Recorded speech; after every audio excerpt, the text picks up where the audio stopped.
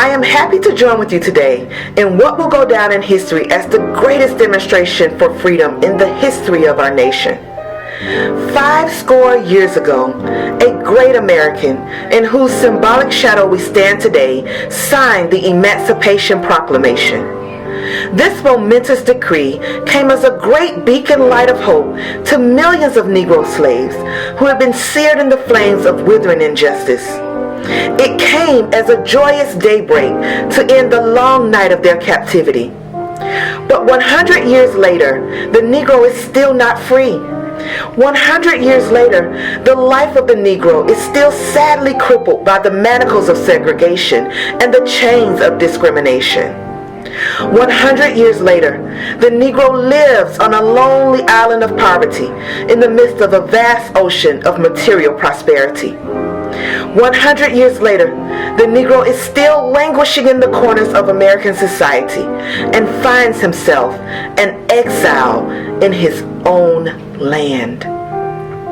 So we have come here today to dramatize a shameful condition. In a sense, we have come to our nation's capital to cash a check. When the architects of our republic wrote the magnificent words of the Constitution and the Declaration of Independence, they were signing a promissory note to which every American was to fall heir. This note was a promise that all men, yes, black men as well as white men, would be guaranteed the unalienable rights of life, liberty, and the pursuit of happiness. It is obvious today that America has defaulted on this promissory note, insofar as her citizens of color are concerned. Instead of honoring this sacred obligation, America has given black people a bad check, a check that has come back marked insufficient funds. But we refuse to believe that the Bank of Justice is bankrupt. We refuse to believe that there are insufficient funds in the great vault of opportunity of this nation. So we have come to cash this check, a check that will give us upon demand the riches of freedom and the security of justice. We have also come to this hallowed spot to remind America of the fierce urgency of now. There is no time to engage in the luxury of cooling off or to take the tranquilizing drug of gradualism. Now is the time to make real the promises of democracy. Now is the time to rise from the dark and desolate valley of segregation to the sunlit path of racial justice. Now is the time to lift our nation from the quicksand of racial injustice to the solid rock of brotherhood. Now is the time to make justice a reality for all of God's children. It would be fatal for the nation to overlook the urgency of the moment. This sweltering summer of the Negro's legitimate discontent will not pass until there is an invigorating autumn of freedom and equality. 1963 is not an end, but a beginning. Those who hope that the Negro needed to blow off steam and will now be content will have a rude awakening if the nation returns to business as usual. There will be neither rest nor tranquility in America until the Negro is granted his citizenship rights. The whirlwinds of revolt will continue to shake the foundations of our nation until the bright day of justice emerges. But there is something that I must say to my people, who stand on the warm thresholds which leads into the palace of justice. In the process of gaining our rightful place, we must not be guilty of wrongful deeds. Let us not seek to satisfy our thirst for freedom by drinking from the cup of bitterness and hatred. We must forever conduct our struggle on the high plane of dignity and discipline. We must not allow our creative protest to degenerate into physical violence. Again and again, we must rise to the majestic heights of meeting physical force with soul force. The marvelous new militancy which has engulfed the Negro community must not lead us to a distrust of all white people, for many of our white brothers, as evidenced by their presence here today, have come to realize that their destiny is tied up with our destiny. They have come to realize that their freedom is inextricably bound to our freedom. We cannot walk alone. We walk, we must make the pledge that we shall always march ahead. We cannot turn back. There are those who are asking the devotees of civil rights, when will you be satisfied? We can never be satisfied as long as the Negro is the victim of the unspeakable horrors of police brutality. We can never be satisfied as long as our bodies, heavy with fatigue of travel, cannot gain lodging in the motels of the highways and the hotels of the cities. We cannot be satisfied as long as the Negro's basic mobility is from a smaller ghetto to a larger one. We can never be satisfied as long as our children are stripped of their selfhood and robbed of their dignity by signs stating, "For whites only." We cannot be satisfied as long as a Negro in Mississippi cannot vote and a Negro in New York believes he has nothing for which to vote. No, we are not satisfied, and we will not be satisfied until justice rolls down like waters and righteousness like a mighty stream. I am not unmindful that some of you have come here out of great trials and tribulations. Some of you have come fresh from narrow jail cells.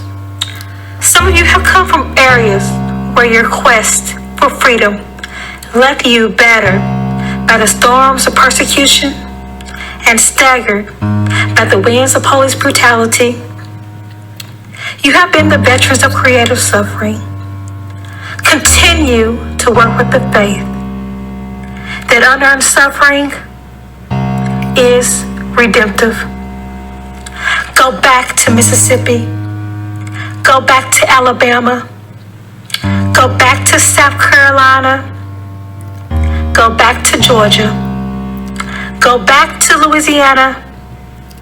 Go back to the slums and ghettos of our northern cities, knowing that somehow this situation can and will be changed. Let us not wallow in the valley of despair. I say to you today, my friends, so even though we face the difficulties of today and tomorrow, I still have a dream. It is a dream deeply rooted in the American dream.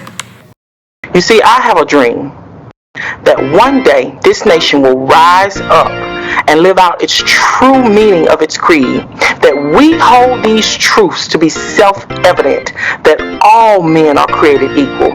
I have a dream that one day on the red hills of Georgia, the sons of former slaves and the sons of former slave owners will be able to sit down together at the table of brotherhood.